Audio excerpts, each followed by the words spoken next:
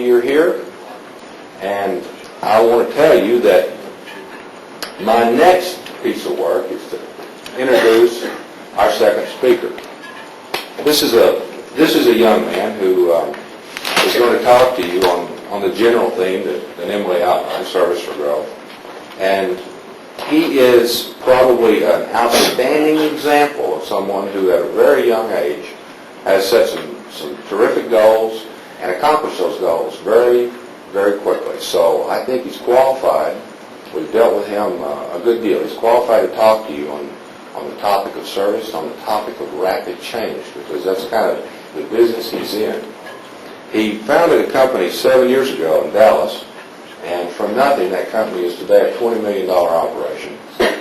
He has consistently been listed as a Southwest Meeting Systems Integrator over the last 3 years, and he just isn't old enough to have done all these things. So some of us don't understand that, but nevertheless, will you help me welcome Mark Cuban.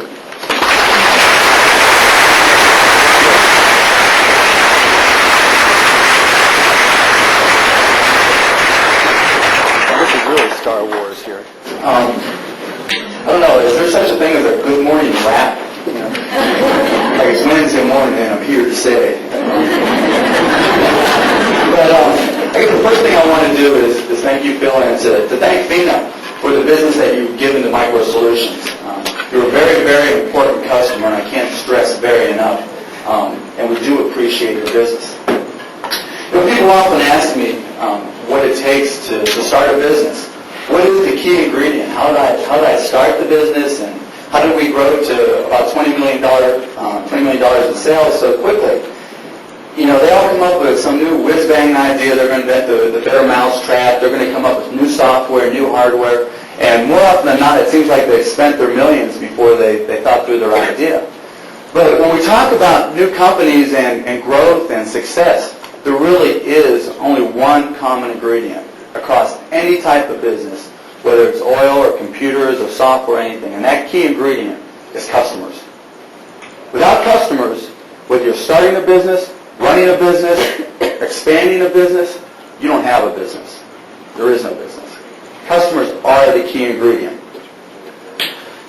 But you know, one thing about customers, even though everybody has them, if you think about how companies treat their customers, it's shocking. You know, fortunately, Phil was real good to me, and as we were able to talk about rapid growth and service and customer satisfaction, he allowed me to bring a whole panel of experts. So I wanted to thank each and every one of you for coming today and serving on my panel of experts in customer satisfaction.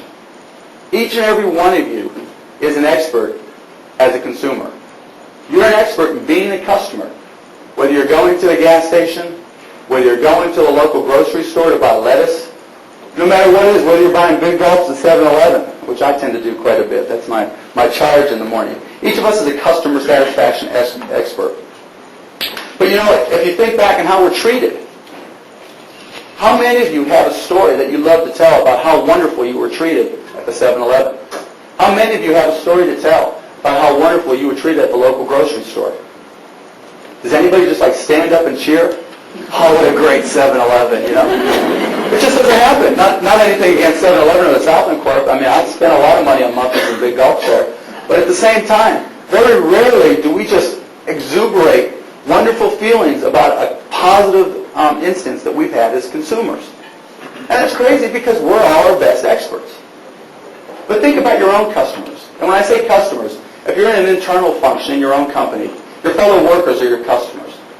If you're dealing with the outside world, the people who purchase your products are your customers.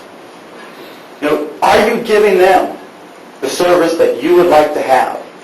Are you giving them a reason to jump up and down and say, hey, let's do business with MicroSolutions, or hey, let's do business with FINA?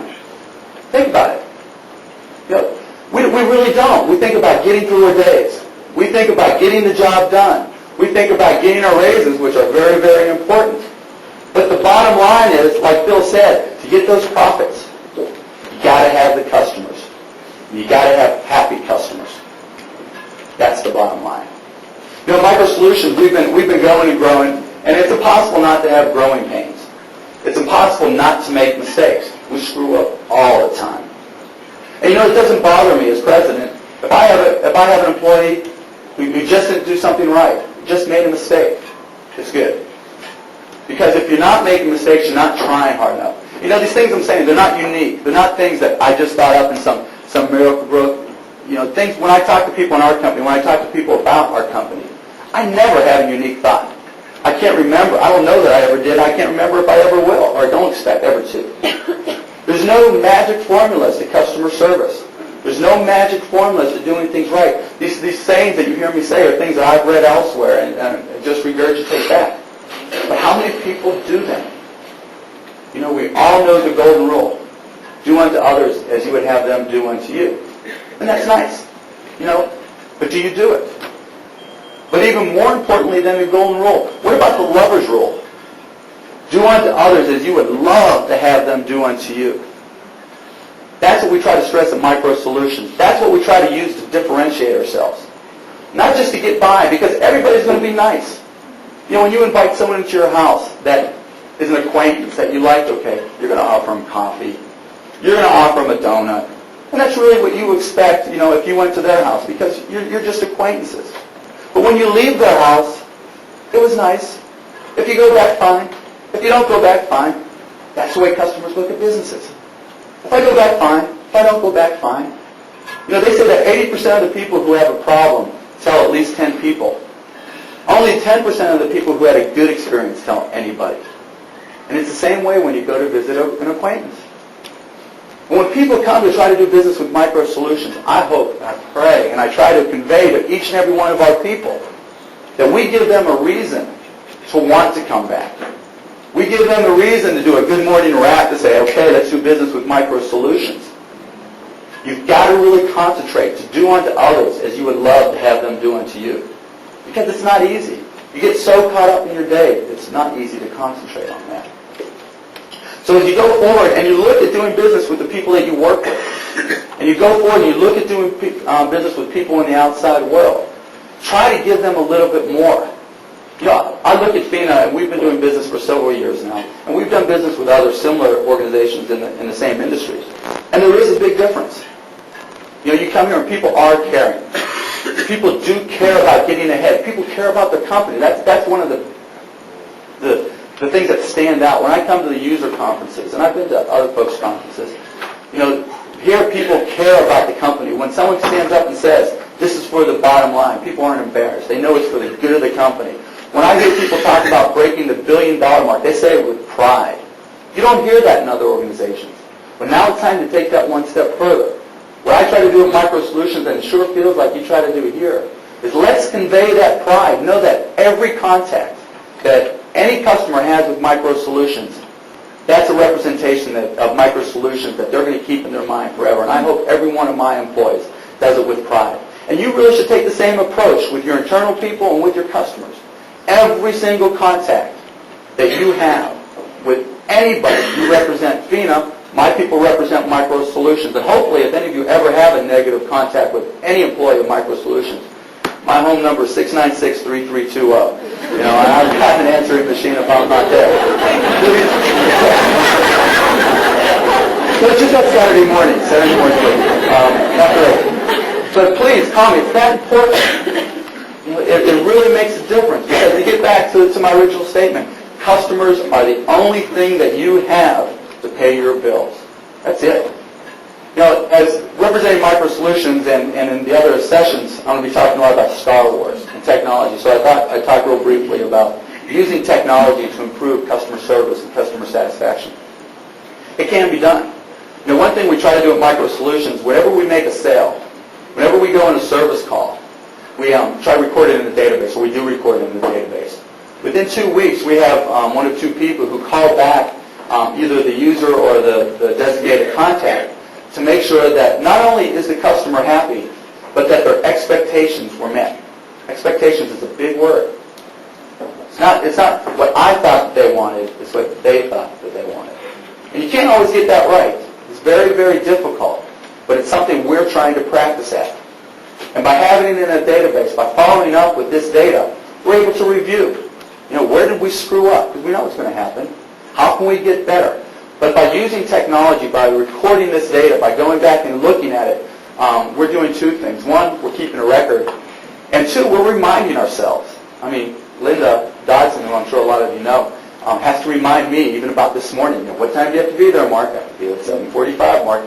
And I need databases to remind me of those things because, people are people, they forget.